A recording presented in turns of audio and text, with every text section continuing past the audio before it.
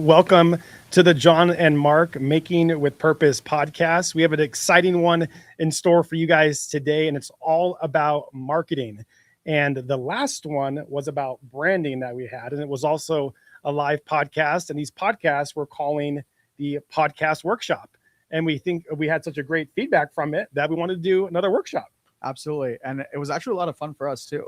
Uh, Everything from making the sheets to actually getting the sheets out there, right? And then having people contact us and tell us like, hey, we're filling the sheets out. So folks are actually, there's a lot of folks out there that are getting the sheet and they're following either along during the podcast workshops, but not filling out the sheet, but they're just kind of going along with it and filling it afterwards. Or some people they were filling it during the episode. So Mark, with that being said, what's happening today and how does everybody get the sheet?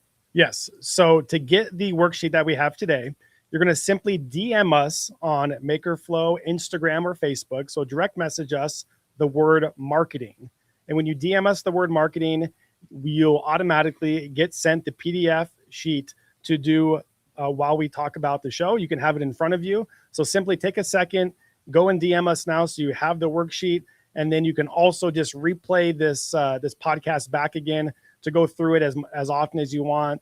Pause it, move forward, move backward, and kind of move at your own speed as we go through these worksheets. Now, I got a lot of great feedback from the last one. You know, I had small businesses out there, people just getting started, even people that weren't even in our industry that found the branding one was really helpful for them to get their business off the ground and to get started.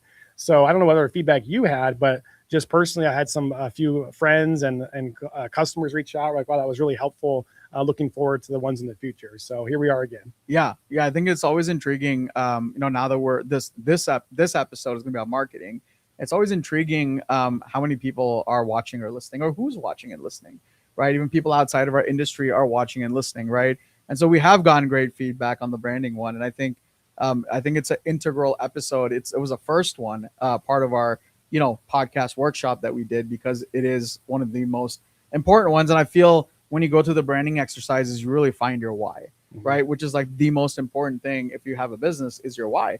And for all of you guys, just so you guys understand, there's no right answer, or there's no like 5 years ago I found my why and it's been that way. Mark and I did this exercise for branding last Friday, right? And we had epiphanies even after being in business for over 10 years, doing various different things. So it's not like this is the end all be all and you do this worksheet and you're good for the next 40 years. This is just an exercise and a worksheet and in that worksheet we have it, you have to rinse and repeat, right? When you hit that wall, you got to go back to it and be like, okay, who am I? What is my why? Am I staying true to it? Do I need to shift something? And I think that worksheet did a really good job of really diving in and making that happen. It was fun going back and seeing our pitfalls and our pivots that we had from 15 years ago up to some that are very recent.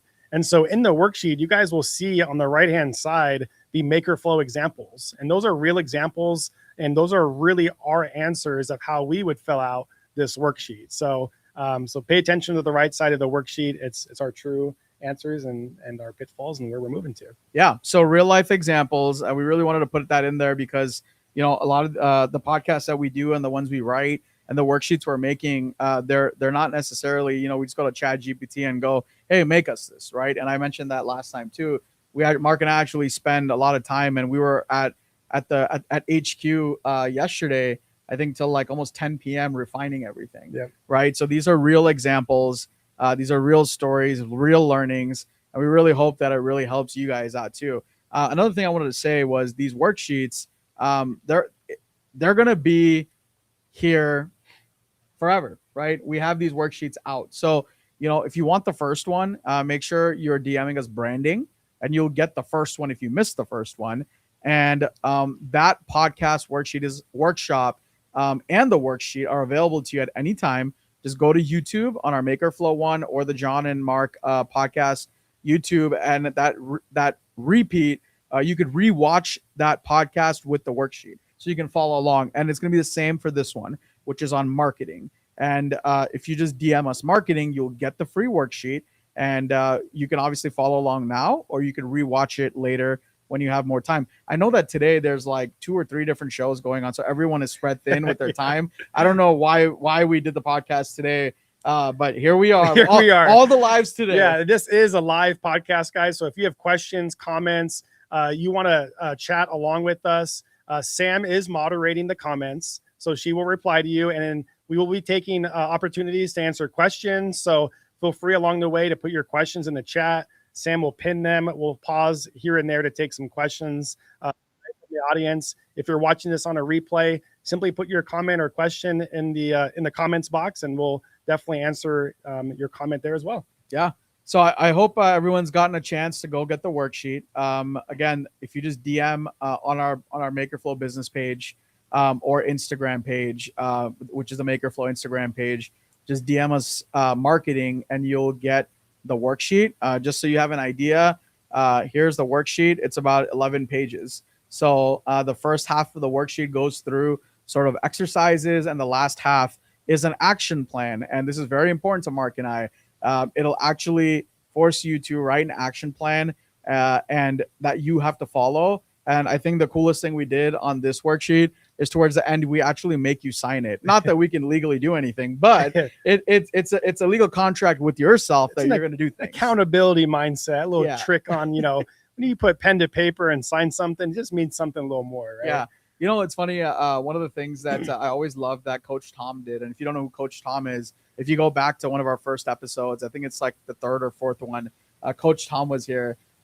When we used to do our 90-day plans, right, for our business, so we used to do quarterly planning. He used to make us write a letter, and so when we came back for the next quarter-day planning, he used to mail that letter to us, and we wrote a letter to ourselves 90 days later on what we think we would have achieved or where we would be.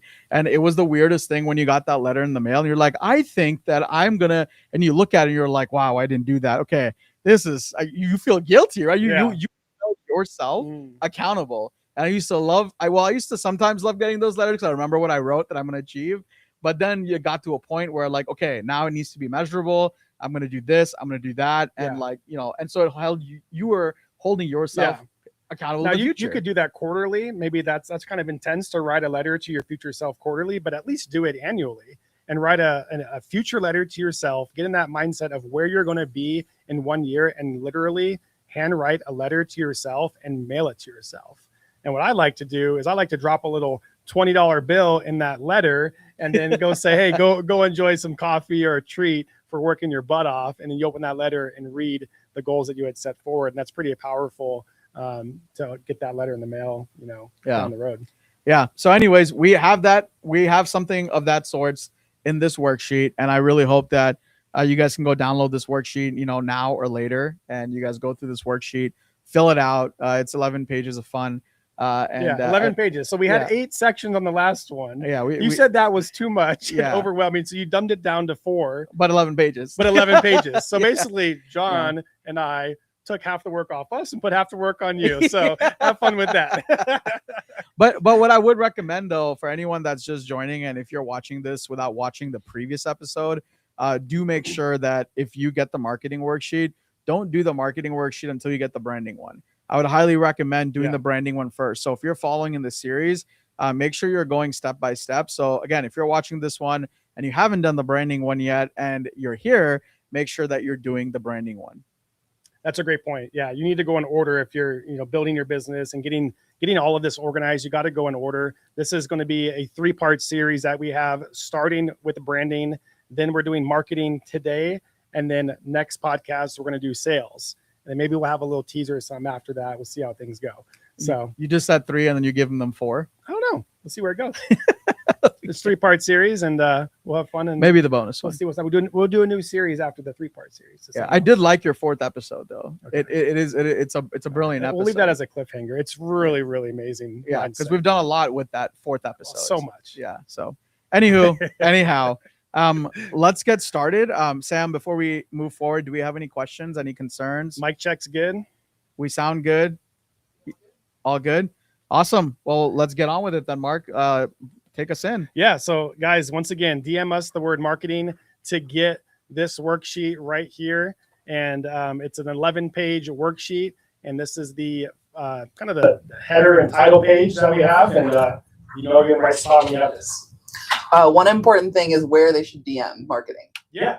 DM us on either Instagram or YouTube, and Instagram and Facebook, and that's how you'll get it. From the MakerFlow accounts. To the MakerFlow account. Yeah. So don't DM me personally or Mark. DM Mark personally. Make sure that it's on the MakerFlow business account, and that's where you'll get the worksheets. So awesome. Well, I'm really excited about this one because I think if you're watching this, you're gonna have one perception of how this podcast goes. It's probably not gonna be what you think it's probably not gonna be what you think it is. So, and I think that's the most important part about marketing that a lot of folks will get wrong, right? And so we are gonna lay out this worksheet and podcast a little bit differently. So just follow along, and it'll all make sense towards the end why we're doing this. And this is what's kind of helped us MakerFlow grow in the last probably 6 months or so. So if you feel like we're everywhere and it's too much, that's on purpose. And if we're showing up in ads, if we're showing up organically, whether you're opening Instagram, whether you're opening Facebook, it's all done on purpose. And we kind of follow this method ourselves, Mark and I do, when we do this planning. So Mark, let's start us off with the part one. Yeah. So part one, guys, we have is your marketing foundation. So, the first episode we had is branding, right? And branding is really who you are, what you stand for, what makes you different, and it helps to find all the steps going forward from there. And then the marketing is going to be really how people find you, right? Is where do they find you out there in the industry? And what kind of content are you creating to get these people to find you, and really servicing your purpose and your why along the way. So the first part is your marketing foundation. And what we're going to get into is you got to be, you have to be discovered when we're talking about marketing. You could have the greatest product or the best service, but no one's going to find you if you don't get out there and be discovered across platforms, marketplaces, and in-person events as well.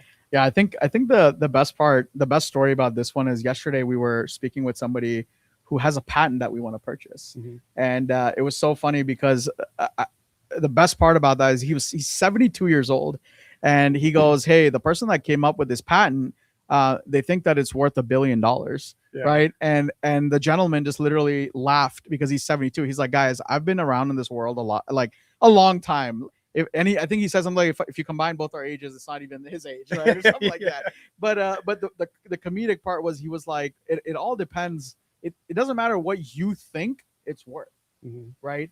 It doesn't matter what you think it's worth. You could come up with a sign and you could think that it's worth $1 billion.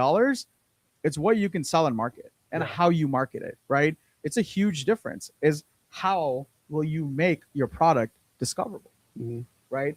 And so now, but this section and this part of it, it's important to know that this is one of those who came first, the chicken or the egg thing. That's what it reminds me of. So it says be discoverable. Where are customers finding you today, right? And you might be at home and go like, well, I don't know. I'm nowhere. Well, if you're nowhere, then they're not finding you anywhere, right? So in order for this to work, it's like chicken or the egg. Which came first? Well, you don't know which came first. You think that it's the egg, but then the chicken needs to be there.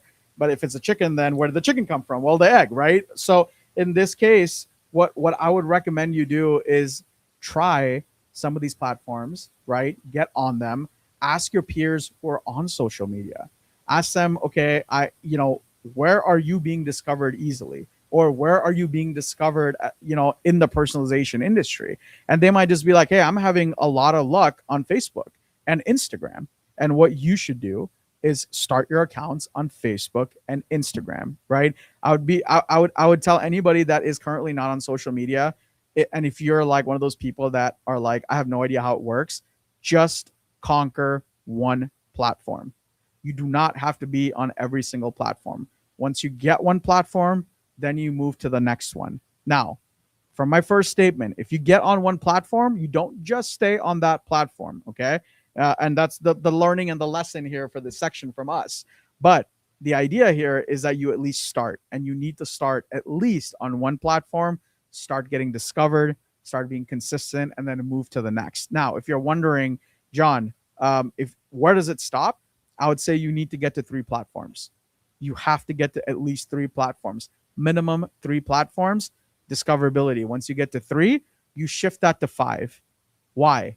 Once you shift to 5 platforms, you then get to compare all 5 to see which one works the best for you. And then you can take 2 out and just focus on the 3 that convert best for you. Yeah. And that's where discoverability comes You know, from. Instagram and Facebook can kind of be considered as kind of one platform because they are owned by the same company. And when you post on one, you can easily post on the other. Correct. But Facebook does have other opportunities in it, such as groups and local communities and other places you can really dive into to get into your community as the expert in your business and get visibility and discoverability. So I really like Facebook. It's a tried, true, and tested community, and there's tons of eyeballs on there, but it ties in with Instagram as well. So keep that in mind. If you're going to open up one or the other, you might as well just do both of them because they pair very well together. Absolutely. And on Facebook, you have to keep in mind that if you're posting on a business page versus a private page, it might have its own lingo.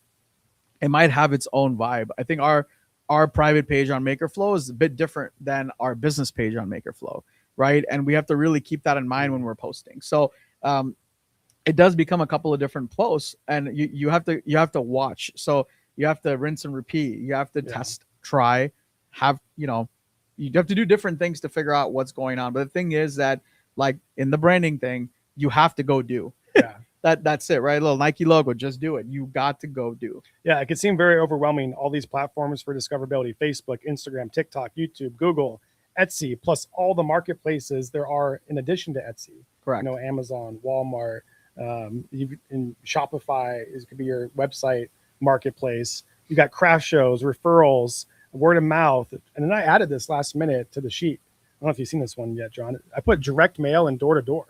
This is an old school one that you can have a lot of success with in your local market, and just really hitting the pavement and going door to door, specifically in businesses, and getting to shake hands and see people in face and showing your product in person can really be a game changer for marketing and leaving marketing materials with people. Yeah, and I would love to add this. So I do love that. I didn't see that.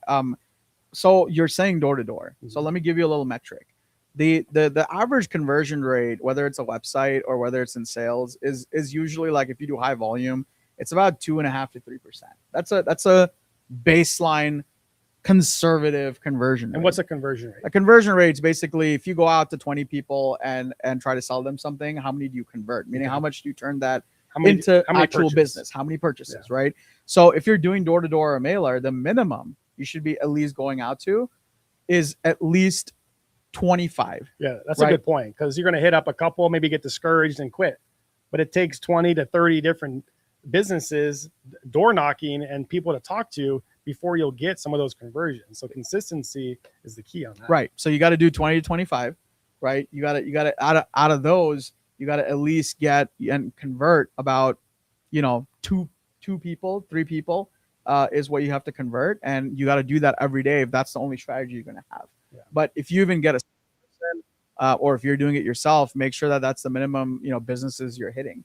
One thing that I do love about the door-to-door and direct mail, especially in our industry, is you just pick one line. Don't get overwhelmed. So, for example, if you're doing tumblers, and if you want to get discovered with tumblers as your business, just go and figure out all the coffee shops on a certain freeway, or just go and figure out all the coffee shops within a 10-mile radius. Make a program for tumblers at coffee shops and just dominate in that 10-mile radius. So what happens is people just will talk about you, and you'll get discovered, and people be like, who's this person that has this program? And you just, before you know it, like, every coffee shop owner knows you. Everyone's talking about you. Everyone knows your brand. They know who you are. They start talking to each other and going, wow, this guy was awesome. He came by. And before you know it, even if you don't convert that day, keep in mind that every time you meet somebody, it's a touch point. Even if they say no, they now know who you are, and you have been discovered. It is your job now to reach out, to call back, to keep going, and they might convert in the future. Yeah. So we have a question on the screen. It's like, where do most customers find you? And a lot of people are saying word of mouth. And that is an excellent area to start. But you've got to build on that and dive into other ones and maintain that word of mouth referrals that you're getting to grow your business. So don't forget about word of mouth, but that's your baseline on how you grow into other discoverable marketing platforms and different foundations. So that's a great way to start and to get your name out there. And guys, marketing is all about just getting out there and marketing yourself to be known on these different platforms. And we're going to dive into different ways of doing that are tried and tested here at MakerFlow. Yeah, and some of the things that we haven't even listed for discoverability is like emails. I mean, emails is part of our strategy. It's a massive part of our strategy. Mm-hmm. We have a cold email strategy at MakerFlow, and we have a warm and a hot. We have funnels. I mean, our email strategy is kind of on another level to the point where people do get annoyed by us, right? How do you capture those emails? How do you maintain those emails? How do you keep them warm? How do you get them to not unsubscribe? Don't just keep sending them junk and deals and offers. Give them value. Yeah, and I think the most fun people I love about emails is sometimes people come up and be like, your email volume is ridiculous, and somebody might look at me and go like, "Uh-oh, John's about to have a conflict," and I actually see it completely opposite. I'm like, "Have you read the emails?" And they go, "No, but you sent so many." I'm like, there's a bunch of free resources in there that you'd be paying a lot of money for, and it starts a conversation. And it makes our emails more discoverable and more clickable. Yeah. And so I see it as a challenge that, hey, send that email out. If you're afraid of somebody being mad at you, welcome to business. Because let me tell you, it's going to happen regardless. The conversion rate on that, you got to keep an eye on that one. And the best customers are the ones that you piss off first and they come back. That's where you have the most learnings, though, sometimes too. Like, okay, you got that one. Yeah. Yeah. I think I'm not going to go into the story, but I love the story. When we were at the Abatuki event, and that guy with the glass engraving came and he reamed me in front of everybody. It's probably like one of the best stories where you and Charles were like, "Oh, I don't want this guy." Was the engraving wrong? No, it was the one where it was the VIP section, and they did engrave the product, and they had them walk all the way outside, and he was livid. To go out of his way to get his glass engraved. But anyways, that's gonna happen. Whether if you're nervous about it, you can't be, right. These are things that will happen, and I see it as an opportunity to showcase who you are as a business owner, who you are as a business. And believe it or not, it does turn out to become marketing in one way or the other, because the way you evaluate that situation, how you resolve and solve that situation goes to show who you are to others as far as what kind of business you are. So it's all a marketing opportunity, and it's a learning experience. Now, I know we have check boxes next to all these different ways of being discovered. And what I just thought of is what you guys can do is just go down that list and really give them a rating from 1 to however many there are, 12 of them, of what you're doing well on, and then kind of where you want to progress and add to on your discoverability list here. So maybe you're doing Facebook and Instagram really well right now. You have those as 1 and 2. Then where do you want to go next? Give the rest of these a grading so you know what direction you want to head into, and kind of work your way from there. What do you think about that? Yeah, you could definitely do that. However, if you look to the right side, I don't want to go through each one of these, but I do want to go on the lesson learned. Yeah. If you look on the right side, you guys will see something that is very consistent. So you'll notice that Facebook, Instagram, TikTok, and YouTube are part of MakerFlow strategy. So as you know, we're currently live on YouTube. We'll go live on Instagram, TikTok, and Facebook, right? And those are the 4 platforms that we're currently attacking, and we keep attacking, and we'll always be on there. Well, the lives will be on there. We'll be posting on there, reposting on there. You could see here that we don't have anything else on here, right? And so we're lean and we're focused, and that's what we do. So you don't have to have more than 4 things, because we don't have more than 4. Well, we do have email, but that's a whole another thing. But as you notice here, and what we do at MakerFlow is once we've refined the 4 things, now we're pushing, right? We'll keep pushing in this direction and keep feeding it. But at the same time, we're testing other platforms on the side. So for example, at the moment, we're testing TV ads. And believe it or not, we made it on TLC, ESPN, and a few other platforms, and we're slowly testing those. And if they work out, we'll put it as part of our main core channels that we market on.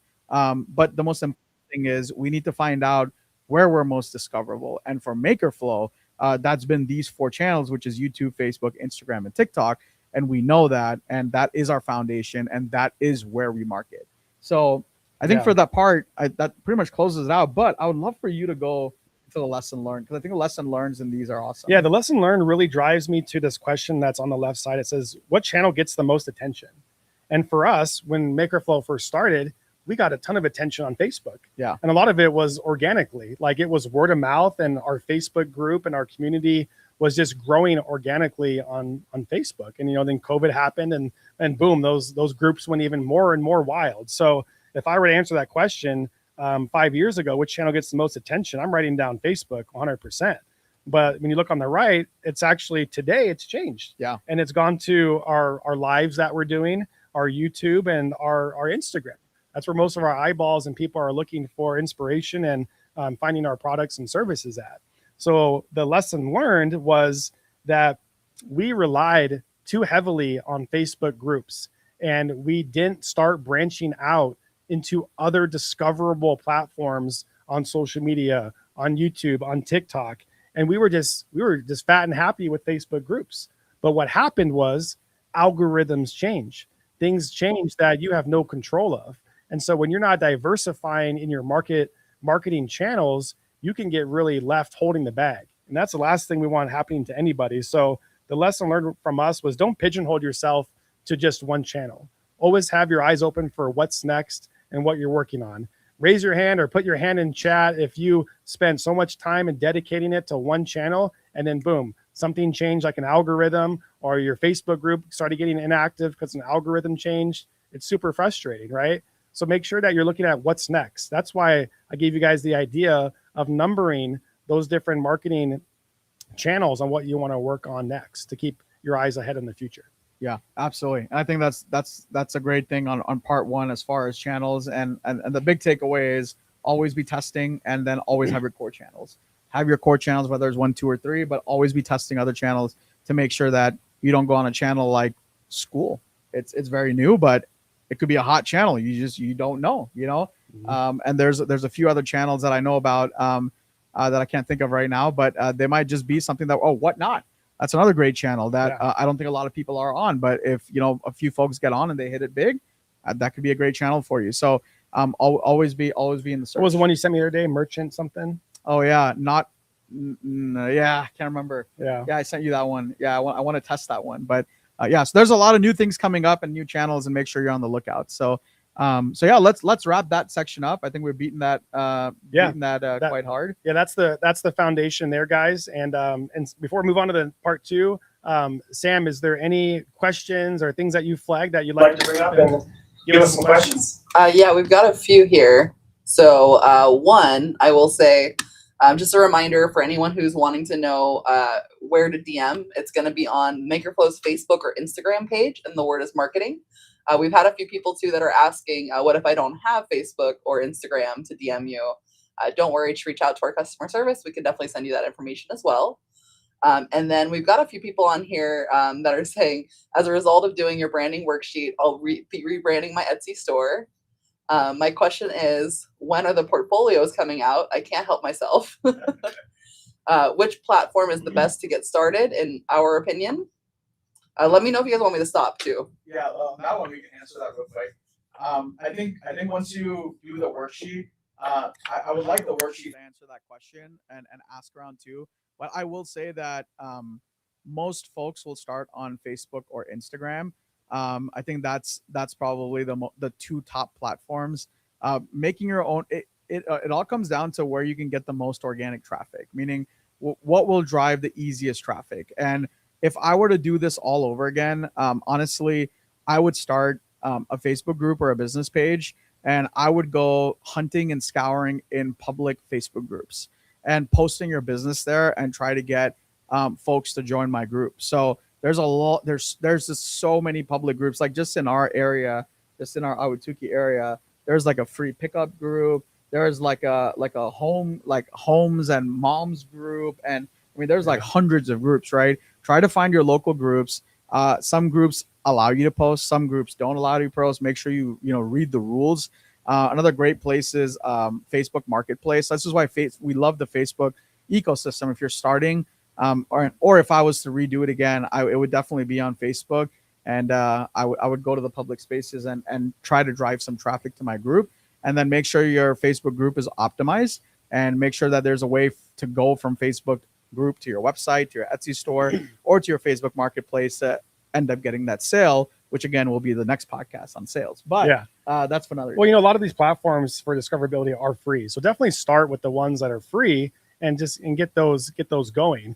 I had a friend that I was giving some advice to for a business, and websites can be overwhelming to get a website up.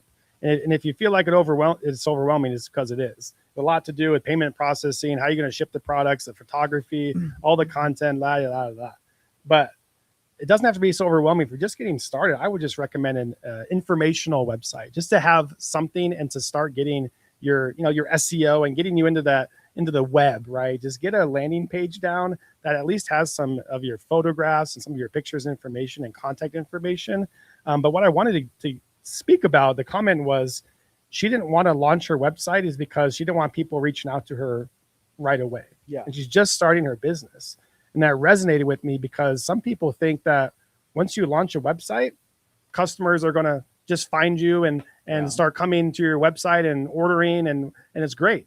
And that's not always the case, because the website is sitting there amongst billions and billions of other websites, and you really have to drive traffic and discoverability to your website as well. So it can be an additional step down the road. You don't have to do the website right away. But I do recommend just getting something started if you are getting started. I do like the landing page idea. I mean, I think you should just have it just to have something that's yours. So and it's pretty, it doesn't cost that much for the landing page. So yeah, cool. What else we got, Sam?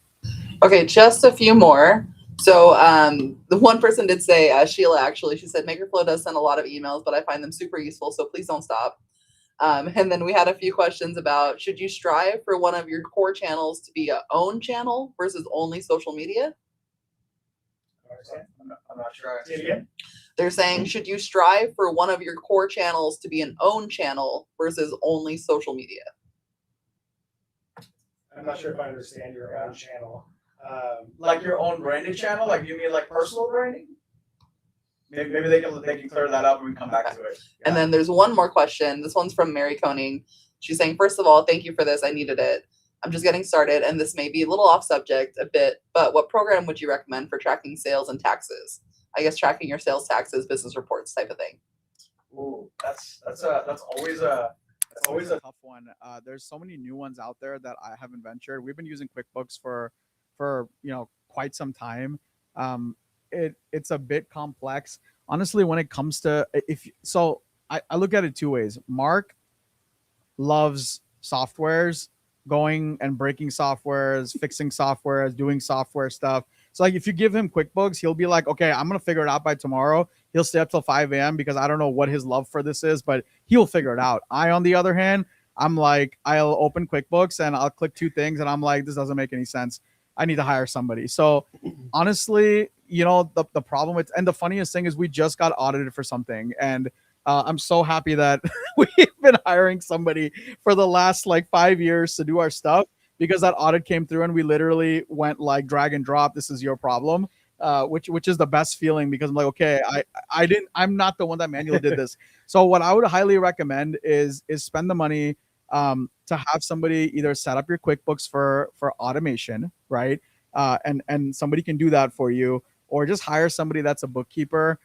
And just pay them a little bit to just get you going and teach you how to use a platform that you're comfortable with. That way you're at least on the right track, because I think a lot of folks think that just because you have a software, you're going to get it right. But guess what? Even if you get TurboTax, or if you go to H&R Block and do whatever you want yourself, you could still do your taxes wrong. Just because you're doing it yourself on a platform does not mean that you're going to do it correctly. So with taxes, Marc and I don't mess around. With taxes, we haven't messed around with taxes since the first 3 years of business that we were in. We did it ourselves. After that, I think Marc threw up his hands, and Marc was like, I'm done. And I love diving into that stuff and the numbers and the nitty gritty, and it got too much for me. You definitely got to get an expert for that. But I wrote that down, tracking sales and taxes. This is the marketing course. We'll put that tracking your sales, and we'll make sure we touch on that on the next series, on the next podcast workshop. So great comment, and we appreciate that. And we'll dive more into that next time. Absolutely. Cool. So yeah, guys, once again, if you're following along, make sure you DM us the word marketing and on Facebook or Instagram, and we'll send you the worksheet for free.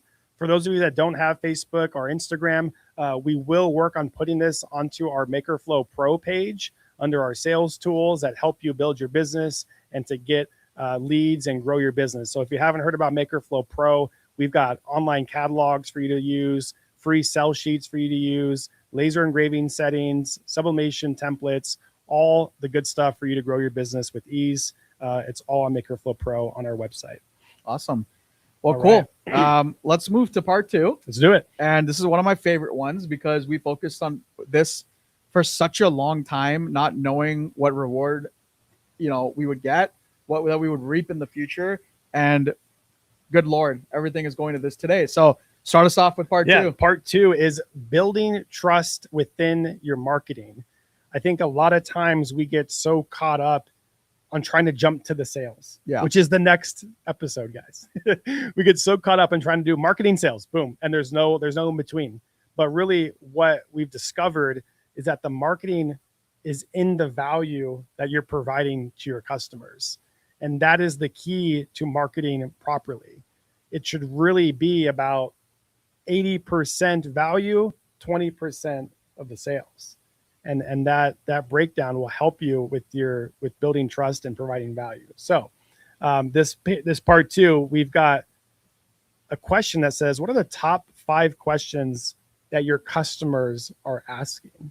Yeah. And this really when you really think about this, it gets you to really write down the issues and the problems that you need to solve for your customers based on what they're asking. And that's the steps that we've taken at MakerFlow to really understand how we can provide value to our customers. So you want to go over some of the examples that we have? Yeah. Oh, you want me to? Yeah. Wow. Oh. Yeah. Well, and the examples, we've really provided, it's not going to really make a lot of sense in your business, but we wanted to give you our perspective, right? Yeah. So the top 5 questions, for us that customers ask, we've just put on here because this is important because we want to build trust by making sure that we're solving your problems. So that we're listening to you. That's a form of building trust that, wow, these guys actually have their ears open and they just don't want me to sell a product. They actually want to solve my problem. And that's what we're all about.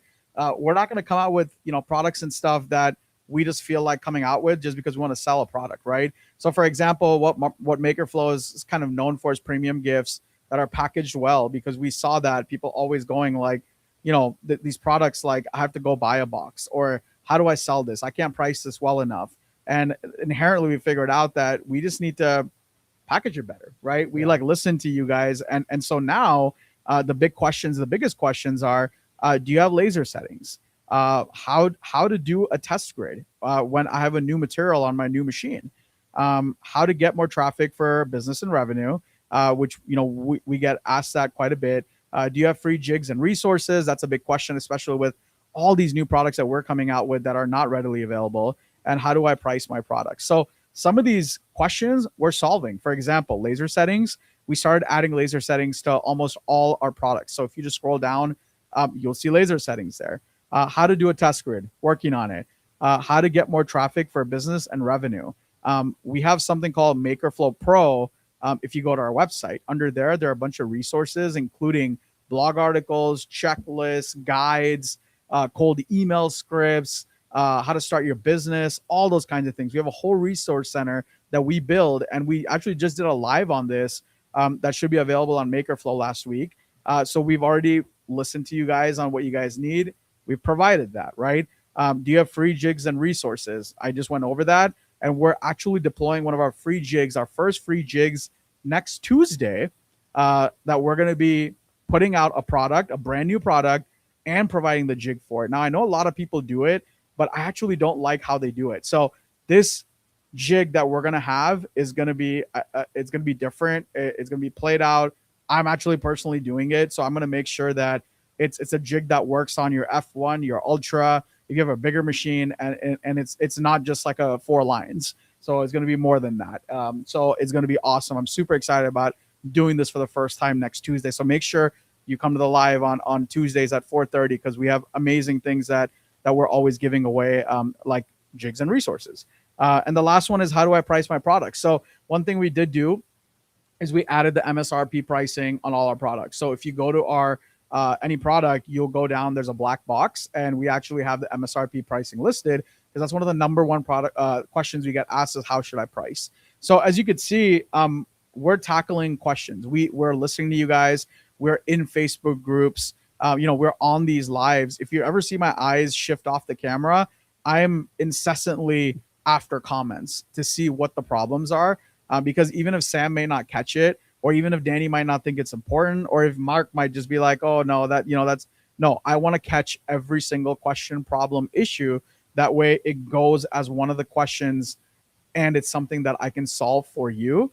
Because guess what? If we can work together, and if you know that we have your best interest in mind, it's more likely that you're going to come back and be a customer of MakerFlow, right? And so I definitely want to build that trust and make sure that you understand that we're listening and we are servicing you as a business. Yeah. Let's try to fill in like some of these questions and go through it like a MakerFlow customer may be going through right now on the sheet. Okay. So the top 5 questions your customers ask. What are they asking on social media? What are they asking on emails? What are they asking in person? Think of every question that your customer asks, whether you might think it's the silliest thing ever and like, well, that's obvious. That's a clue for you to write that down and figure out how you're solving that problem and how that's going to double down to your content and the type of content you're putting into your marketing. So I don't know if you have any in mind, but I wrote down like, when we were doing tons and tons of tumblers back in the day, a lot of customers would ask, well, how long does it hold ice? How many times you get asked that? How long? Because everyone markets different things. How long does it hold ice, right? Yeah. And so that's the question I wrote down. And how does that solve their problem? Well, it solves their problem because those times they go, out and run errands, they leave their tumbler in the car in the hot heat, and the ice is still there. Yeah. Right. So boom, that gives you an idea of creating marketing content around that tumbler and how long it's really holding ice. Grab a time clock, do a time lapse of that ice sitting in that tumbler, show it in the hot car. And that's a key to your marketing and building trust that your products are quality and things last. Yeah, that's a brilliant example. Yeah. And honestly, a video on that would convince so many people like, wow, this is a quality product. This is the kind of product that I want to give to my client. I want to put it in a housewarming gift, that I might want to give that athlete or that graduate or that this or that because it's a quality product, right? And it's as simple as, and I feel like most of the times, this. Yeah. Like this is not rocket science. This is nothing new that Mark just came up with. But sometimes that we get the silliest questions at MakerFlow sometimes on email, and it's like, wow, really? Like we haven't, we're not answering that question on social media and like everywhere else on our website. Like it gives us the content ideas to market that product even better. Yeah. I think it's almost a slap in our face when we get questions like, really? Like you don't know this? And then you go to the listing and you're like, oh my gosh, it's because I've been working with this product 24/7. I feel like it should be known. But how is a customer supposed to know it's like that? Tribal knowledge, but it's just not. Because you've been working on it for so long, it's not new to you, but it's totally new to somebody else. Absolutely. And I think that's one of the best things too, is like, one of the best things is when we take something to someone and we're like, hey, so like, ask me questions about this. And they ask you these questions. We're like, I didn't even think of that. Yeah. Right? Like, and I think that's why this exercise is so important. Exactly. Right? But questions like could be like, if you guys are getting a lot of questions on do you have wholesale pricing? Do you give discounts? Include all those, right? You need to make sure that you're including those questions here because you need to have an answer for that. And I'm not saying you need to the answer doesn't need to be, yes, I have discounts. It could be that, no, I don't have discounts. And that's one of the questions that we get asked a lot is like, hey, does MakerFlow have these additional discounts? And we will say, no, we don't have discounts, right? We will instead show you how much value we have. If you ask us, do you have discounts? I'll show you MakerFlow Pro. I will show you the premium packaging. I will show you the premium laserette that we came out, right? I will show you X, Y, and Z on why it's better to have a premium blank versus an additional 5% off. And that's why this section is so important. Yeah. And these questions really set up your content foundation and to make your business just the foundation of your business altogether, and the questions people are always asking, so they don't have to ask them anymore. Yeah. And then you move on to deeper questions and solving deeper problems and having deeper solutions for your products, and that's how your business evolves and your products evolve. Yeah. So document and create content around these questions to start your marketing campaigns. Absolutely. Your customer will feel heard. Yeah. All right. Yeah. What's next on this one? I think we kind of covered this, but how do you solve their problem, right? So once you understand their problem is how you solve their problem. And then what educational content would you create? So I think this kind of goes hand in hand. Once you know the questions, you need to educate your customer, right? And for us, the educational content is so many things. Yeah. It's an incredible amount of things, right? But for you, it might be totally different. So, like for example, the educational content that might work for you. If you get the Maker Twist tumbler, the educational content might be, hey, how is this tumbler ambidextrous? How can you get a different handle and a different tumbler color and make a two-tone color tumbler? You know, like Mark said, do an ice test. And it would be so cool if you show a video on how proud you are. I'm sorry. It would be great if you showed your customer how proud you are of the blanks that you're getting engraving and selling to them, right? And you educate them on the blanks, on your business, on the machines you're using, on your behind the scenes, all these things. And you build that trust and the relationship without seeing them. And I think this is where marketing and social media plays a vital role in building trust. Yeah. You know, really people buy when they're ready. They don't buy when you want them to buy, which is why it's so important to have educational marketing content to always stay top of mind and as the expert in that industry. Yeah. So when that person is ready to buy, they're going to relate back to your educational content because of the 80-20 rule. 80% was education, 20% was selling. And you're not always throwing sales and discounts and promotions of buy down their throat. Yes. You're really creating and building that trust and providing value in your marketing plan that creates the perfect customer. Yeah. I think that's brilliant because I'm going to combine two things together. It's the lesson, the Maker Flow's lesson about education and exactly what you said versus selling, right? Yeah. We do our best to sell more blanks by educating you guys about the blanks, right? So I want you guys to, if you guys are confused on this section, I want you guys to think about this. If you guys are in Catherine's group, Sumita's group, Michael Mullen's group, Josh Perry, or any of these influencers that you might follow, okay? I want you guys to think of yourselves first, and if you're on social media, and I want you to think about them, okay? And what I want you to ask yourself is, have you ever been in their group and they posted something and without thinking, you clicked and you bought it? Versus if you posted something on your business page and you got no clicks, right? That is the difference between formulating trust between you and your customer. Because what happens there is these influencers, I hate calling them that, but these business owners, these educators, right, have spent a lot of time educating you on their products, that you've built this trust that they're driving you in the right direction. So you don't think twice when they post a link. When they post that link, you know that they have your best interest in mind. You'll click the link and you'll purchase whatever it is that they've linked, right? And they always have a video attached showing you how to do it so you feel more comfortable, right? I think Daryl Aspen is one that does a great job of that. He always posts a tutorial on his cut files. He always has beautiful images, and he almost gives you like, here's a final, here's how to do it. And that builds trust over time because you have the confidence that he has your interest in mind, which is creating this product easily for profitability, right? And if you in your business, if you're only putting up sales and you have no content, you're not educating your customers, and you're wondering why no one's interacting, is because you haven't built a relationship with your customers. Ooh. Wow. Preach it. Preach it. Get on the stage, Johnny boy. Yeah. So guys, it's, again, we're in part 2 on the worksheet, and the lesson learned for us at MakerFlow is teaching sells better than selling. Teaching sells better than selling.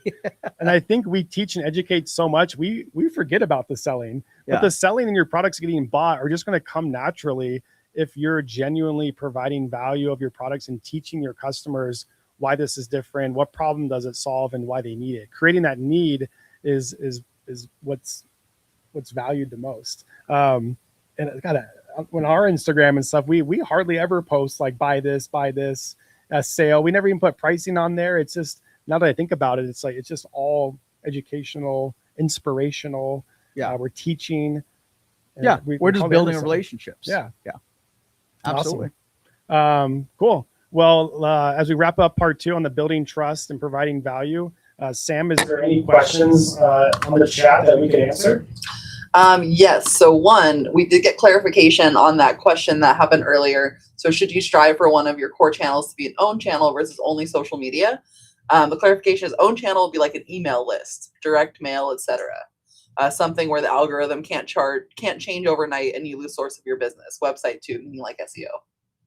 Yeah, I think your own list is core because you own it, right? And you don't have to typically pay to keep owning it. And whether that's an email, whether that's SMS, text messages, those two are core to build because you can essentially contact those lists for free, and they're people that were interested in your product to begin with. Yeah. My parents run a gift shop in northern Arizona, and I tell this to business owners all the time. When you're giving the customer the option of a receipt, assume the receipt through text or email. Don't ask, would you like a receipt? Simply say, what's your phone number for your receipt? And they'll give you 98% of the time their phone number for the receipt, because you're not asking, you're assuming the receipt. And that's been powerful to build the phone number list at our gift shop. And that's a key thing that I want people to keep in mind is when you're giving receipts, just assume the email or assume the phone number to send that over. Yeah. The answer to that question is 1,000%. 1,000% own your own list, own your own customers. I think one of the biggest things when folks start off, they do craft shows and trade shows. And one of the biggest misses is that a trade show is not necessary. I mean, you are going there to make money and sell, but it is an absolute monstrosity of an opportunity for you to get future leads. You have to make sure when you're going to trade shows, they're collecting phone numbers and you're collecting emails. That's very, very essential. That way you can educate your customer, future customers, you can train them, and you can eventually, convert them into paid customers. I think what saved MakerFlow, if you watched our past podcasts, I think a few podcasts ago, we were talking about how we almost, talked about shutting down MakerFlow. But what saved us was our email list in a very big way. We can change the positioning of MakerFlow.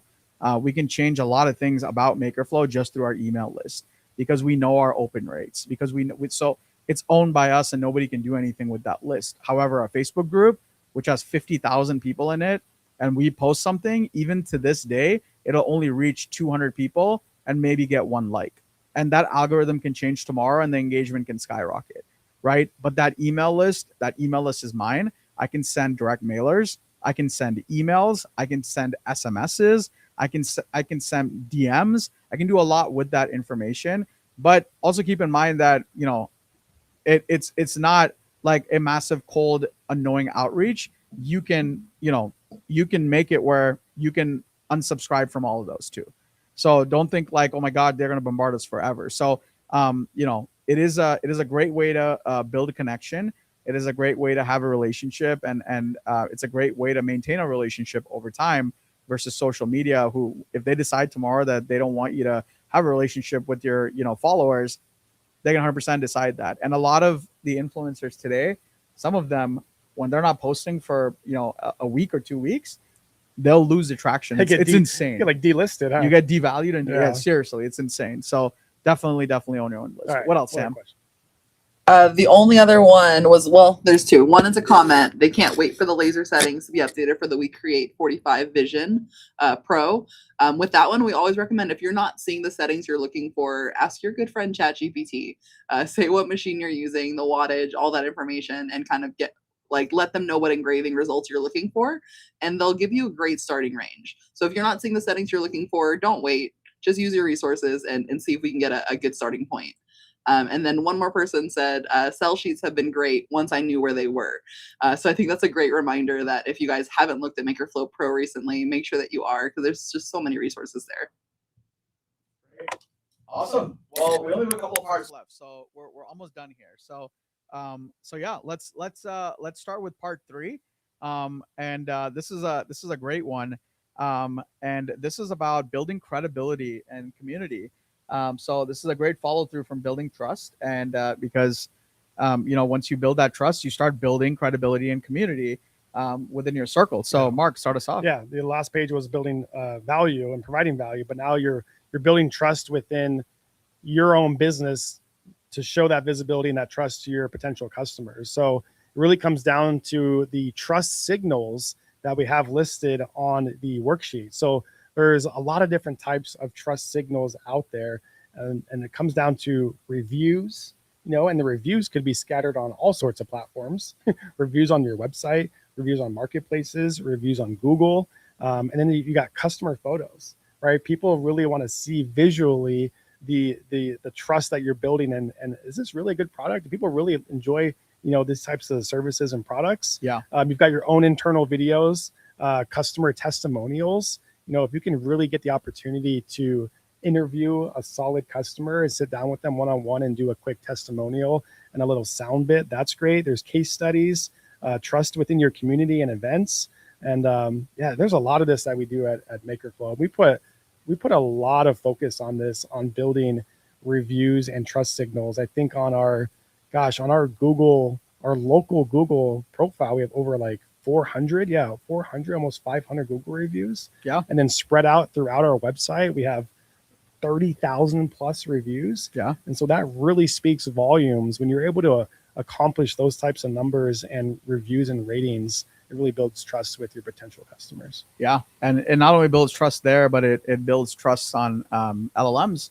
And we've not only been able to build trust amongst our customer base, but LLMs or your AI searches.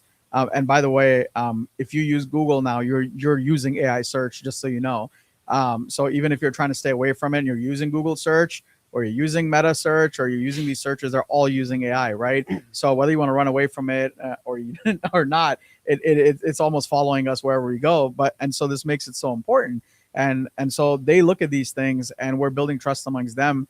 That way, when someone does search, like, hey, locally, where's the best place to go? Well, it's looking at your reviews. It's looking at who is talking about you on social media. It's looking at, are there any local publications like news channels? Or are there any local magazines? Or are there any local listicles that have listed you? And the more places you're in, and the more you're out there, the more likely it is that you're seen and trusted, sort of by everyone. So my one big thing about this one that I think that there's a lot of misses is asking. I think in one of the lives today at another show, they were talking about this. And no matter who it is, first of all, they got to know that they need to leave a review. Okay. Like there needs to be a QR code to leave a review here. You have to, like, no, there's no question about this. You have to. The second thing is, if you have it there and they're not doing it, we don't cry about it, right? We don't go like, oh, no one's scanning it. Okay. Bring it up to somebody, right? And if they bought something, just say, hey, how's your experience? I'd love for you to leave a review. You have to ask, right? Because some people are just introverted. Some people don't want to do it. But if you just kindly go and ask, they're more than happy to do it. And believe it or not, that's how we got majority of our Google reviews on MakerFlow, because we're an e-commerce channel, right? And there's not a lot of people walking into our building. Yeah. And the way we look at it is, in order to get 400 reviews, you need to have 4,000 people walk in at minimum to even get close to 400 reviews. The conversion rate's usually like 5%. Yeah. Yeah. Now, one hack that I like to use when you're just getting started is to offer a friend or family your product or services for free, whether they buy it on your site for 100% discount or however you do the transaction, it's free. And you just ask them for an honest review of your product, because so many times it's the hardest part is getting that first 1 or 2 reviews to get the ball rolling. And then once you get those first few, then the regular customers understand the process and how to leave a review, and they pile on top for more additional reviews. Yeah, absolutely. Yeah, I think getting that the few first reviews is integral, and we do sometimes we will go into our network and go even if a product is launched, which we don't do anymore, but we used to when we had 0 reviews. Is send product out and be like, hey, can you leave an honest review? So I don't see why that. Yeah, I think that's perfectly fine, and you can definitely do that. And hey, you're in the customization game. Everyone needs something customized, so it's perfect. and it'll be used. So I think it's you know, another review one that I was working on for my parents' gift shop that I spoke about in northern Arizona, and they have it's a physical gift shop, so they have customers walking in. Yeah. I made a sign that says, "Help us reach our goal to 100 reviews on Yelp. Leave a review and then spin the wheel." Yeah. And there's a QR code there for them to scan. The QR code takes them directly to the Yelp review page. But then on that little poster I made, there's a thermometer that is ticked off 10, 20, 30, 40, all the way to 100. Right now, they're only at like 12 reviews on Yelp. So we've colored in that thermometer in red marker to 12. And it's enticing the customer at the point of checkout, after they've purchased something, after they've had hopefully an awesome experience at that store, to be involved in us collectively reaching the goal. Yeah. Customers want to help you reach their goals just like they want to reach their goals. Absolutely. And so customers at the end of the purchase, they see this sign, they scan it, they leave a review, and then they get to spin this wheel. I got a little 8-inch colorful spin the wheel thing on Amazon. Yeah. Right. And it comes with a like a Sharpie, a dry erase marker. And then you can write into that spin the wheel. There's 8 slots on there, different prizes they can win, right? Maybe it's a discount on a future order. Maybe it's something simple like, a free, a Live Strong wristband. Maybe it's just a piece of candy. Maybe it's a free keychain that didn't cost you much. Yeah. Things that don't cost you much for the spin the wheel, but maybe it has a higher perceived value. Maybe it's a sticker, or maybe it's buy one, get one for a future service. Yeah. And they're having great success with this, and it's increasing their reviews. And then once we hit that goal on the 100 on Yelp, we're going to switch it over to TripAdvisor. Yeah, it's a good one for TripAdvisor, knock that one out, get to 100 Trustpilot. on that. Yeah. And then switch it over to Google and just keep cranking the reviews that way. Yeah. And we're doing this all through the QR code. You can make a QR code for free on Canva, and you can link it directly to the review page for your business. Yeah. That's awesome. I love it. It's kind of gamified. Yeah, gamified. But they feel involved in getting you there. So that's awesome. Yeah. Yeah. Wow. That's cool. Well, leading into that, I see that that was a great example for the next question, which is how many times per week do you post in community building platforms like Facebook groups, Nextdoor, or your email list? So this is an exercise that you need to really think about. We've written our examples down, on the right side on everything we're doing to be engaged with you, is to be engaged and having touch points with you. In your parents' case, I know they do a lot more than just a review part.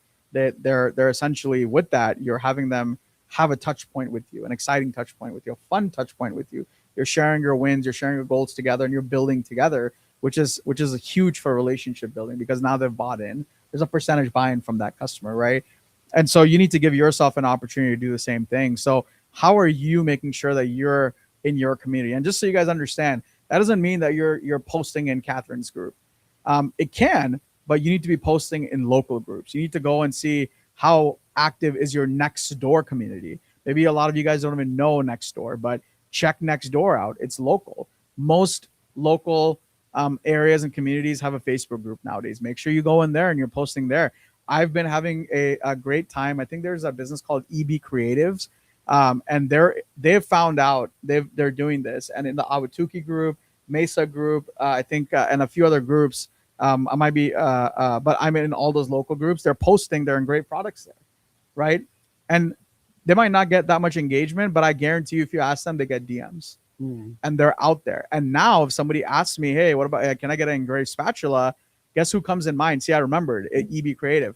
Go to that person. So you might not see it. You might not see a direct correlation when someone's posting. They might have 0 likes and comments, but look how well that lived in my mind, because I've seen them post over and over again that I might recommend them. And look how powerful that is. So you have to make sure that you're in the community, you're consistent, you're posting, and you're building that credibility and community within your local area. And then obviously, what we were talking about, the website, then you're building it online. So there's 2 places really that you really need to build your community if you're attacking both of those places. So yeah. And then one thing we skipped over here on building trust is the Google business profile. Yes. Formerly known as Google My Business. And then also you have the Apple Maps as well. Yeah. But even if you're a home-based business, you don't have to have a physical store. You can still qualify for the Google business profile. And I think this is one of the most underrated, techniques of visibility, credibility, gaining reviews, and you can basically create a Google business profile online, and you can hide your address. Like, yeah, you'll have to verify your business and the address and stuff, especially if you're at home. but you can hide your address, and it all comes down to the service area that you service in your town, in your city. So if we have a business here in Phoenix, we might have a home-based business, but we service Mesa, we service Gilbert, we service areas around us that we can either ship to or we can just simply hand deliver to. So don't forget about Google Business Profile, because it'll give you discoverability when people in your area might be looking for tumblers near me, or customization shops near me. You have the opportunity of showing up on the Google Maps, and then you can do the same thing on the Apple Business Profiles as well. Yeah. So I don't think you're being harsh enough with this. Yeah. If you're watching this and if you don't have both of those things done, go do it. You have to do it. It's literally one of the best ways to get leads. Optimize the profile. If Google is giving you an opportunity to fill a field out, fill the field out, because every field is an SEO opportunity. So if you're going after local business and you don't have a business directory from Google, and if you're not on Apple Maps, why not? Go optimize it. If you don't know how to do it, go to Upworks. We use a company called SNA Digital. Go contact them. Go ask Sumita. Go ask Catherine. They have the resources. They have the people that might know that can help you. Go do your Google and Apple business profiles. I cannot tell you how many calls we get just because we're on there. It's free and it's so underrated. It's incredible. Yeah. Have you ever Googled it for a service or a product on Google Maps, and then you see somewhere in your neighborhood, there's I was Googling something like tax accounting, and I'm like, oh wow, 4 houses down from me, there's a tax accountant working out of his house. He decided not to hide his address, and that's up to you. If you don't mind knowing where people where your house is at, that's fine. If you don't mind hiding it or as having it on there, so it's up to you. Yeah, no, incredibly powerful. So I think that's a lot. But yeah, building credibility and a community, building trust. That's truly what marketing is all about.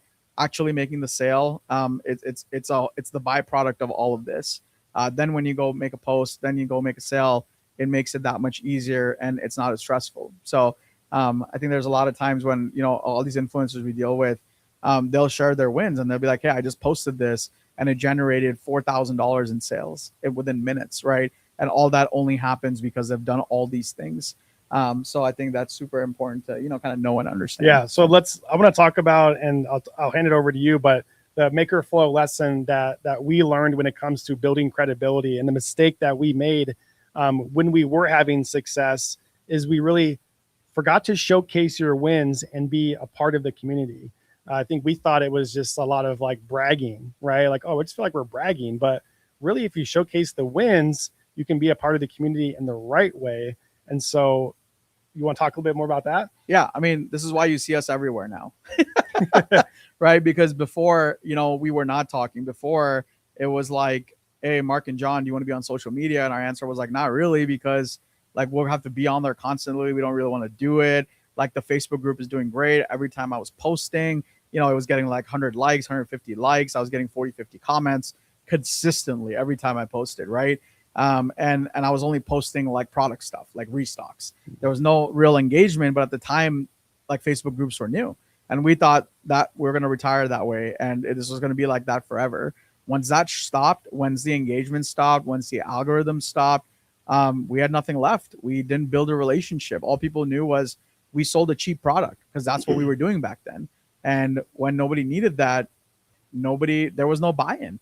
We didn't have a community, right? We built a community off of cheap products, unfortunately, and then we didn't have one. And so I think that really hurt us. And because we didn't, build our brand well, because we didn't know who we were servicing, what we were doing, we weren't solving customer problems. The only problem we were solving is getting a cheaper product. That's the only problem we're solving. So this whole saturation and, is the market saturated?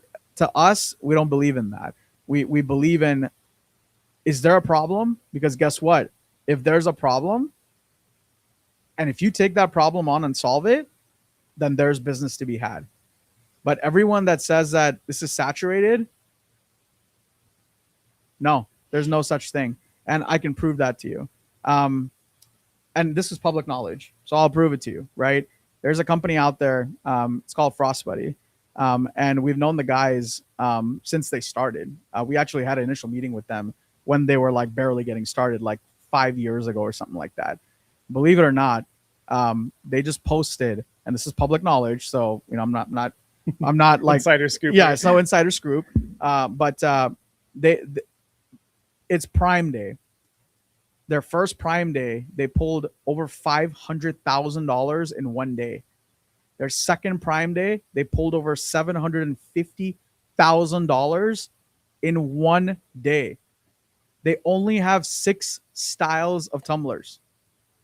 So for anyone saying tumblers are saturated, tell me how. Right? And all they have done is that they know the problem. They're attacking the problem. They're solving the problem. They have visibility. They have credibility. They've built the trust. And just from 6 styles of tumblers, they're absolutely dominating and crushing. So, and that's a good point. It is public knowledge because Brock celebrates his wins. Correct. He shares his credibility, and his affiliates love it directly on there. Yeah. And what that made me think about is people want to celebrate with you. Yes. People want to be a part of a winning team. Absolutely. So don't be afraid to share those wins, to share that I just got 100 tumbler sale from the law firm down the street, because people want to celebrate with you, and it builds your credibility to get an order from another business. Yeah. And exactly. And we used to sell Frostbuddy, and I'm probably gonna tell that story a million times because we met them when they were like, when they were barely getting started. So it's exciting, and to some extent we have bought a lot of Frostbuddies from them. So I kind of feel like I had something to do a little bit, like maybe like 0.222%, Yeah. of their success, and being part of that success is cool, And I want them to keep succeeding. I want to hear that, their next Prime Day, they did over $1 million in one day, guys, in one day. Just kind of imagine that. That's nuts, right? Yeah. So we haven't, those numbers are crazy, and Yeah. congrats to them. That's phenomenal that they've came such a long way. So I've got a proposition for our content team and our social team, because we got a win to share that just happened the other day. So listen up, Sam and Danny. We released the restock of our marble handle board on Tuesday, and within 24 hours, 12 hours? 12 hours. Okay. 12 hours. I stand corrected. We sold all 800 units of our marble handle board, and within 12 hours, it was sold out on our website. We had no idea it would go that fast.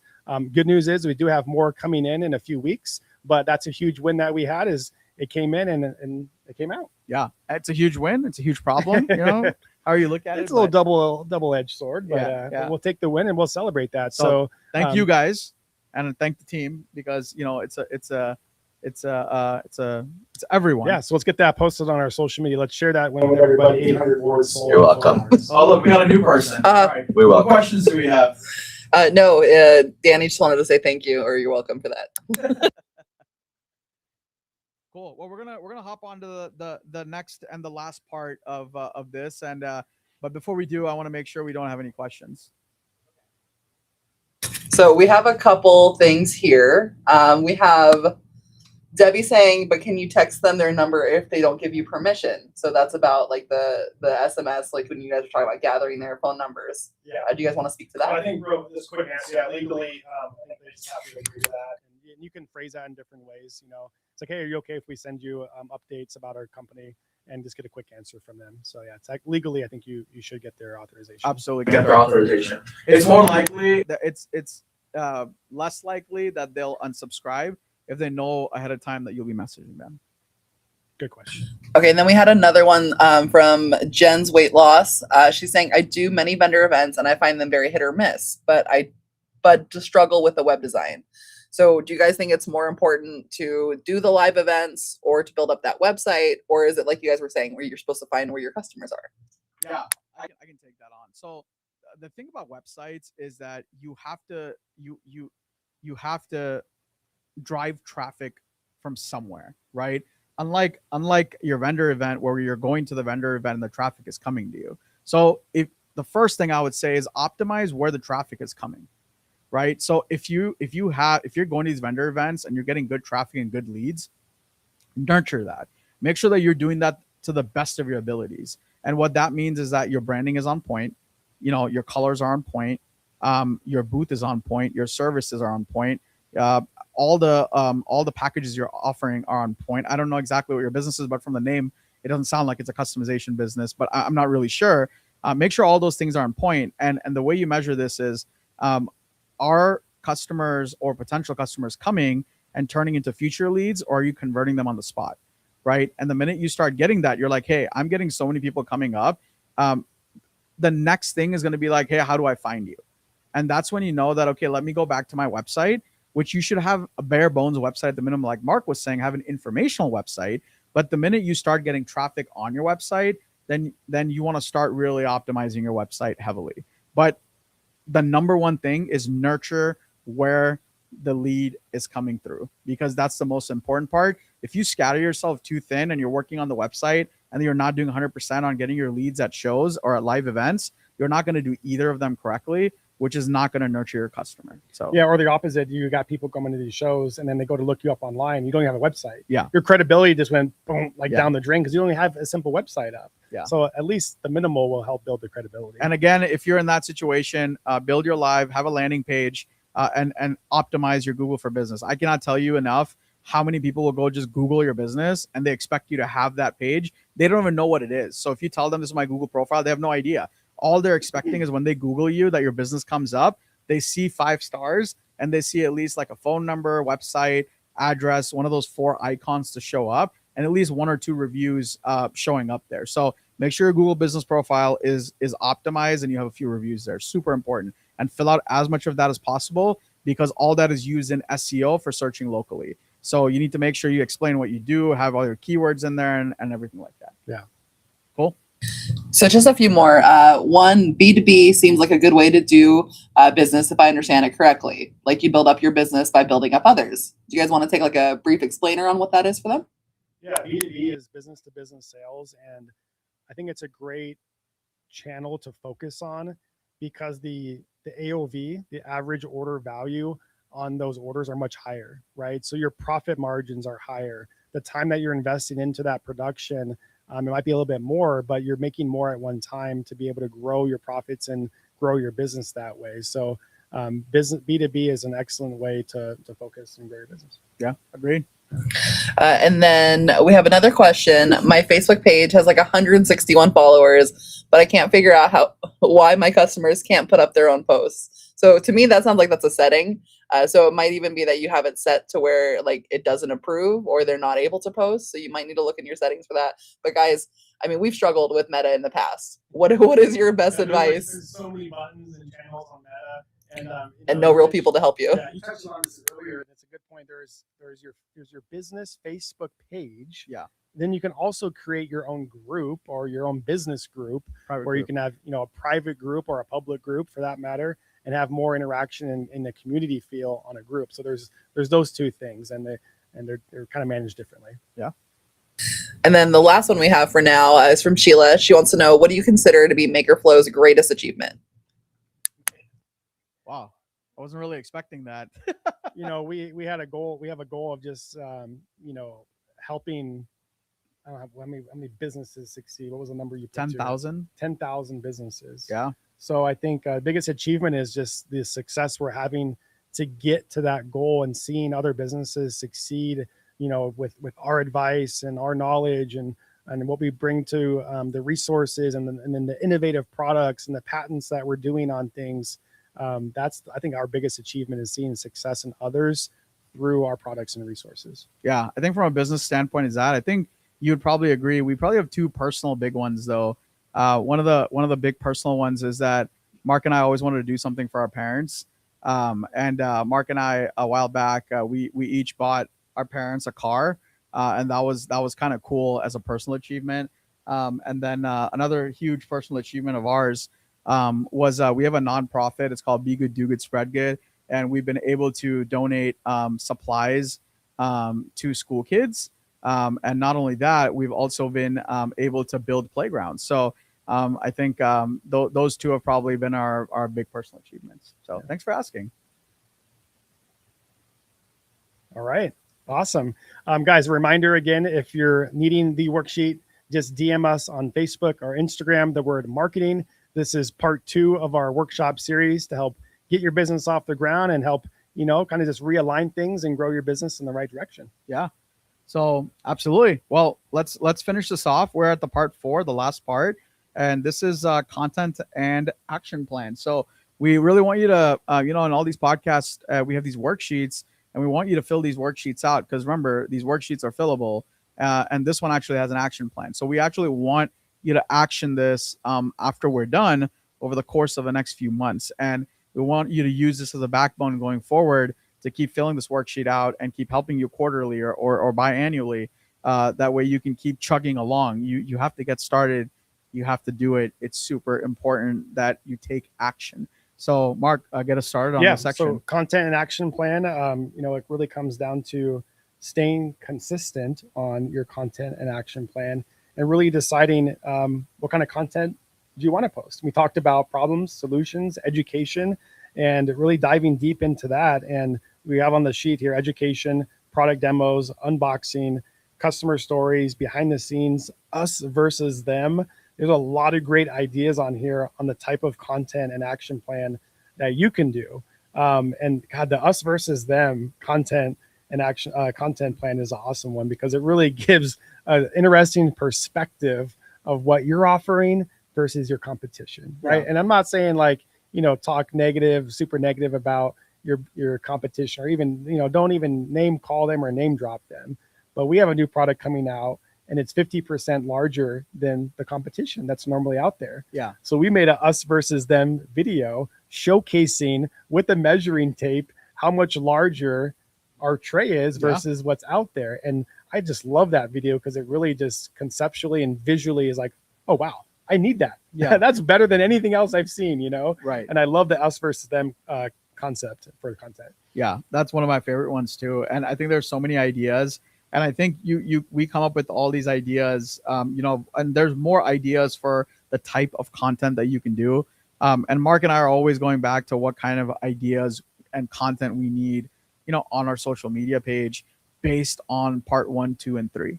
It's like, what are we catering to? Is it answering those questions? So you have to do the 1, 2, and 3. And when you do that and you come to this, you'll automatically know what you need to do. For example, if you're one of those that just post deals on your website and you're getting no engagement, well, you probably need to put some of these other types of things, but you don't know what to do.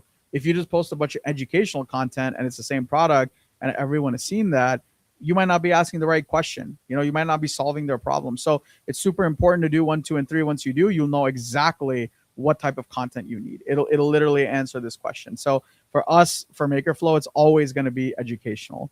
It's going to be the top of mind for us is like, okay, how do we keep educating people, not only about our product, but how to use our product, how to sell the product, how to take care of the product. And so education is a huge part of what we do.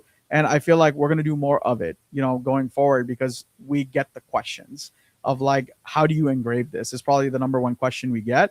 And we want to help you solve that problem. So we're working on a few things that we're excited to release. I can't talk about much, but that's coming soon. So we're super excited about that to help you on your settings and how to do that. But this part right here, it's quite simple.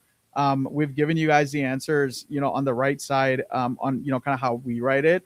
I think this is where it kind of gets to the point where you got to do the sheet. Yeah. And it'll fill itself out.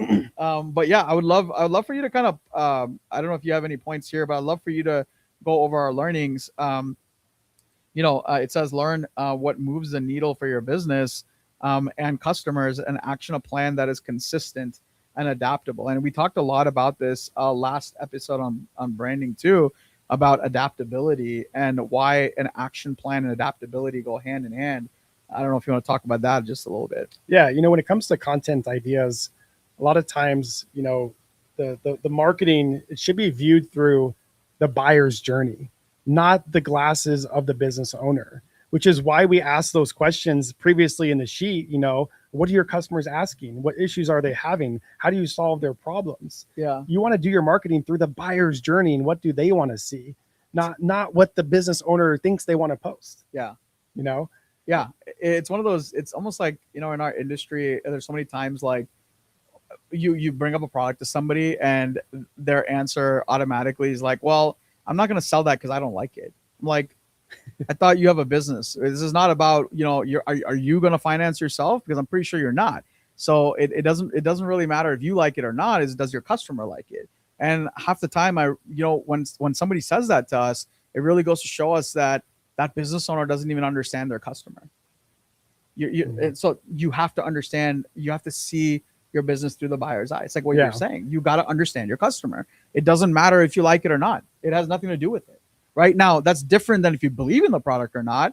That's a whole different thing. Like if the quality is not good or if it's something that offends you, it's a whole different story. But completely like saying that you don't like it or you don't like blah, blah, blah.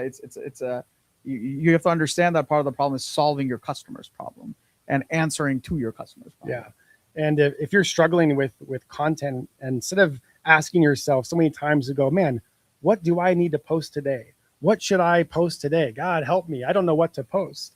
Start thinking in your customer's mind is, what does somebody need to see in order to feel confident from buying from me? Yeah. And just change that question around and it'll really change your mindset. It's like, okay, yeah, I need to showcase this for people to start feeling comfortable with my products and services. Absolutely. Yeah. You couldn't have said it better. So I totally agree with that. And which kind of leads us into, again, now we're answering all these questions from part 1, 2, and 3, which really leads us to the rest of the, whatever 6 pages that are left here. Yeah. And instead of us going through the rest of the pages on this live, which I do not plan to do, but the rest of the pages have a complete action plan for you guys to fill out. I would love for you guys to go read it. I would love for you guys to fill it out. I don't want you to be scared about there's no right or wrong answer. The wrong here is not doing it. Just put anything, action something, okay? And the goal here is for you guys to go out there and have wins and make mistakes. Then go back to the sheet, go fill it out again. And the way this works is the more you do it, the better you get at it, the more refined you get at it. And then you really start seeing those results that you've always wanted to see. And that's what makes this action plan real good. And for anyone that does this action plan, and if you sign it, make sure you take a photo and send it to us. I'd love to see how many people actually do it and hold yourself accountable in the future. Yeah, and this is all completely free, like we spent hours developing these worksheets and stuff. It's completely free content of over 15 years of our experience and our losses and our wins, so guys, take advantage of this opportunity of these free worksheets. And, we didn't really even touch about this when it comes to the content and the action plan but we wrote down a lot on the worksheet about consistency and really just keep doing what you're doing and don't worry about perfection. And at MakerFlow, we aim to post 3 times a day. And that's a lot. And we got a great team behind that to support us. But with that consistency, we're really able to analyze what kind of content is working. What do people engage with? What do they want to see more of? What's not working that I can put off to the side and try later. And you just keep creating, learning, and repeating. Yeah. And like we tell the team all the time, like we don't know what we're doing half the time. And I think if you're a true business person, you kind of like, you have to be honest with yourself. You really don't know what you're doing half the time. And so the only reason that we're moving forward, right, is because we're trying, testing, failing, trying, testing, failing. It's just this incredible loop of just, it should be called insanity, but it's called being in business, right? And that's all we're doing, and refining and refining and refining and refining and getting better. If you're going to do it once, and if you're going to fail, and if it's going to put you down, then you have to reconsider about being in business, because businesses, that is just the way it is today.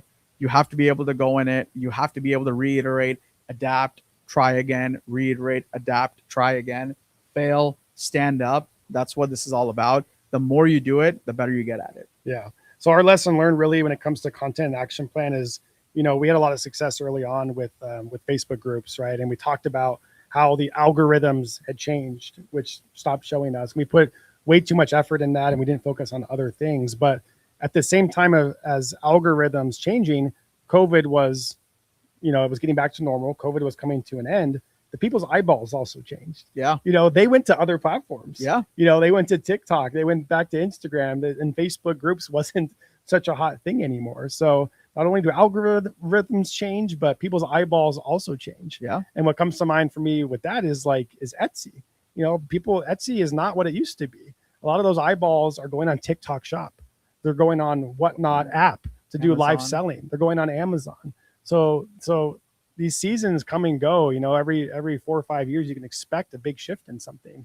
And we're seeing that, and we have proof of that within the last 5 years. Absolutely. So don't be afraid. You have to diversify in your marketing plan in all these channels that you spend time marketing your business. Absolutely. Couldn't have said it better. Yeah. Yeah.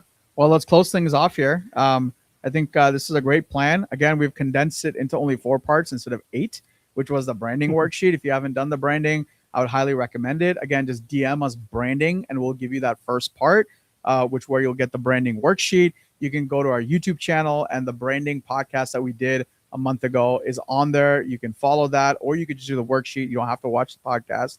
But I feel like Mark and I have a very soothing voice. So, but Sam says no. Hey, I did beatbox, so that's cool. And we sang, and I sang. You beatbox. That's right. Let's So, not do that ever again.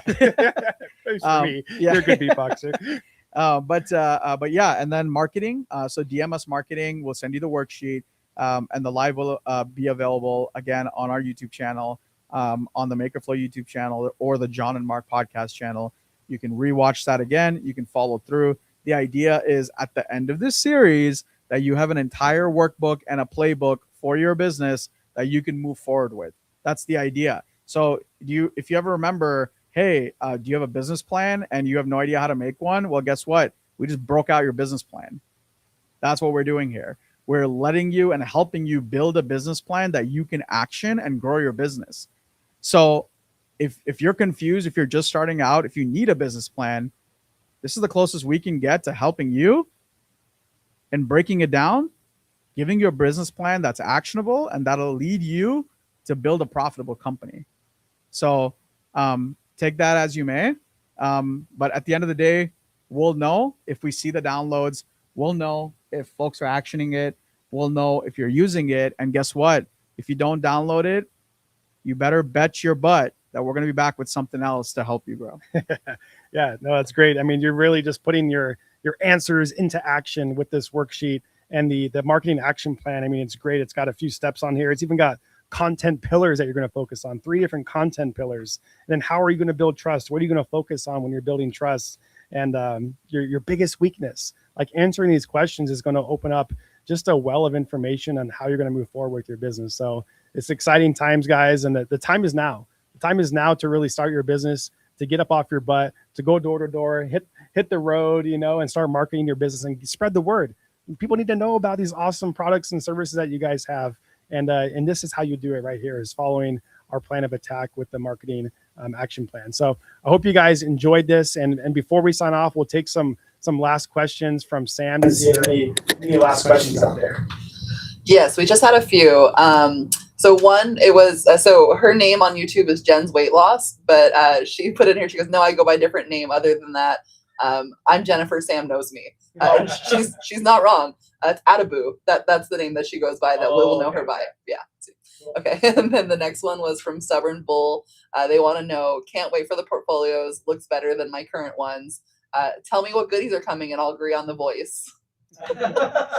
And then Sheila said, I'm planning for the trays to come in so that there will be a teaser, educational, and designs.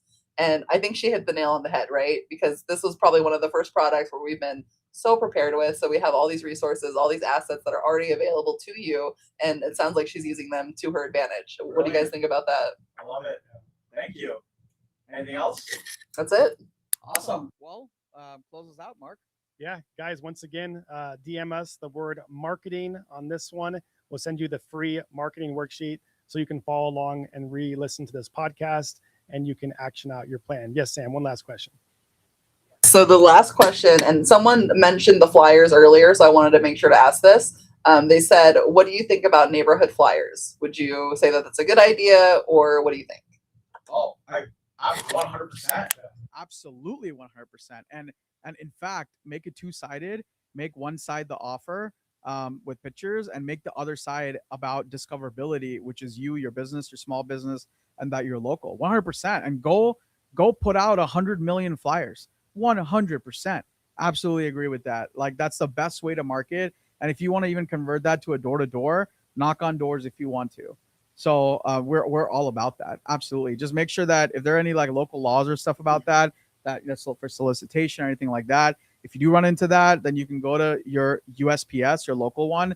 They'll do, I think there's something called like, they'll put the flyers in boxes. Yeah, I mean, there's things called like value packs where you can get coupons in those bulk packs of mailers. People love going through those. I get mine every month, and I love opening up my flyer packs called Value Pack and seeing all the coupons that are in my area. And people want to support local businesses. So absolutely make sure you put on that marketing material that you are a local, small-based business, because people will want to support you. And really, this made me think of just like this whole thing about discoverability just really leads into this entire flywheel of branding and marketing and getting on all these channels, right? Somebody comes into your world and discoverability. Maybe it was through a craft show that someone mentioned earlier. Maybe it's through a flyer you left on their door. But then they're going to go online and Google a service. They're going to find your Google My Business profile, right? And then they're going to connect with you again. And maybe they follow you on Instagram. Then they start seeing your posts on Instagram. And then maybe they visit your website and they connect with there and see the credibility and the reviews. And you just create this entire flywheel where you're catching flies in all these different discoverability areas. And you have to dial these in and continue to move along the way. Yeah, let me add to that, because I love that. And if you do flyers, I think flyers, again, are great. And, Mark and I, believe it or not, are the kind of people that even today will grab our own printer and print our own flyers, like at the office, right? We will do that. And we have done that for shows, right? So make sure that if you do the flyer, you talk about your business, how it's local, make sure you put testimonials on there, put your offer on there, have a QR code on there. Make sure you have a way for them to follow you. Guys, you're putting the flyers out there. Make sure you're always connecting your customers to you. Don't just put a flyer out there with an offer. You have an option to have multiple touch points from that flyer. If they don't go for the offer, at least make sure they connect with you, like what you were saying. If they don't get that offer for $10 off or 5% off, make sure that they at least go to your website or check you out some way, because all it takes is to remember that EB Creatives has posted 2-3 times about an engraving thing in some group, and I would recommend them because it looks so cool. You see what that does? It's so powerful. So make sure you give as many touch points as you can on that flyer, but 100% do it. Anything else, Sam? So actually a few things came in because I think we were calling for last question. So first, have you ever touched on things like making your name yours? I get scared with copyright infringement and people stealing my business name. And I feel like we touched on that a little bit the last one, but it was more about like why you should name it and not kind of the copyright stuff. Would you guys have any advice for that? You mean like making your name yours, meaning like making like John's engraving shop? Is that what well, that means? Making it like customly yours, but also not having to worry about copyright. So there's a couple of things that come to mind for that is when you come out with your business name, you want to capture the family of domains that are out there. You want to capture the handles on social media to make sure that you can claim those. So your Instagram handle, your YouTube handle, your Facebook group name, make sure you go claim all those different links and domains. And then, if you want to invest a little bit in a trademark or a copyright of your brand logo and your brand name, then reach out to a patent infringement law attorney, and they'll be happy to assist you with that process. You can probably expect a few $1,000s, probably around $2,000 at least, of an investment to protect that trade name, and that does take anywhere from 6 months to a year just to kind of get to the final stages of that. Yeah, we're actually at a final stage of one of our trademarks. Yeah, we just got the email today. Yeah, we just got the final approval and the trademark stamp of the Laserette trade name that we did a trade dress on. So really nobody else can use the Laserette name besides MakerFlow. Who owns Absolutely. It? And in this business world, I think you should be more afraid of that you're not copying somebody else. But if that's stopping you, I would say move forward, name your business, as long as you're not copywriting. As long as you're not infringing on someone else's name, but don't make that the reason you don't start. So I would say, like, if you're not copying somebody else's and if it's your own, you can copyright it down the road as well. And don't worry as much, and don't, like, if that's the reason you're stopping, it's the wrong reason. So don't stress about that. we didn't trademark MakerFlow like until we were 4 years in. Yeah. We did get copied on Instagram and things like that, but we were able to go back and provide them the trademarks and get them off. So don't be so afraid. Don't be so afraid that you don't start. Yeah. What else, Sam? Okay, and then we got a comment from Mary. She just downloaded her pages and she lives in Chandler, so she's gonna come by so that you guys can grade her. Okay. Let's Sounds good. Give me a great Sharpie out. And then Stubborn Customs, they had a really great tip. They're saying just type every door direct mail for USPS, and you can type zip code and get some costs to get ideas of what you can call them for info as well. So maybe that's a good help for people who are worried about those flyers or want to know how that works. Yep. And then lastly, Mindy saying, I feel like I need to hire a kid from somewhere to run my social media. It takes so much time. And I will say from my perspective, it absolutely can. But the biggest thing is you have to not worry about what you're posting so much. Everything is content. I mean, you don't want to post, everything, but most things that you do are going to be good content. What is your take on that? I mean, yeah, if you look at our progression and journey with social media from where we started, Sam, to even today, today we have like an editing team. Today, Sam, and Danny have started learning how to edit and do social media. Layla, who we just recently had joined the team, she already had the knowledge. And honestly, if you would have asked us a year and a half ago, we would have even known who to hire or what skill set they needed. So don't think that, just because you're watching this and because we have 4 cameras here, before we only had one phone, and now we have 4 cameras and a phone. And the reason is because we've learned in the last year. So you don't. For me, I always say that, if you're in that situation, at least try 10 times, right? Even if you end up at a spot where you don't like it, at least you learned and you're a little smarter for it. That way you can hire the right person. But if you don't do it at all, you don't even know who to hire. Like we wouldn't have known that Layla was a good candidate for MakerFlow if we didn't know half the stuff we knew a year later. But if you were to try to hire somebody for social media a year ago, a year and a half ago, we would be hiring somebody that could work social media off of a phone. But when we knew what to look for, we had standards, right, for hiring, and that could have only happened if we wouldn't have dove into the deep end and tried it ourselves and failed a few times. Yeah, and there's places like Upworks that you can go on to and find international help and these different small agencies or independent workers to help with social media. But the key point I would like to say to that is if you do bring somebody on to help with your social media, is make sure they're aligned with your goals and with all the information you're putting into these worksheets. Make sure they understand that, because when there's a disconnect of the message that you want to get across in your team and these people that are helping you don't understand that, that's where things fall apart. So you need to make sure that these people are on board with your mission and your statement and what you want to teach and educate to grow your business. Yeah. And that's it, guys. You nailed it. No more questions. Yeah. Awesome. No more questions. We shut everyone up. Let's go.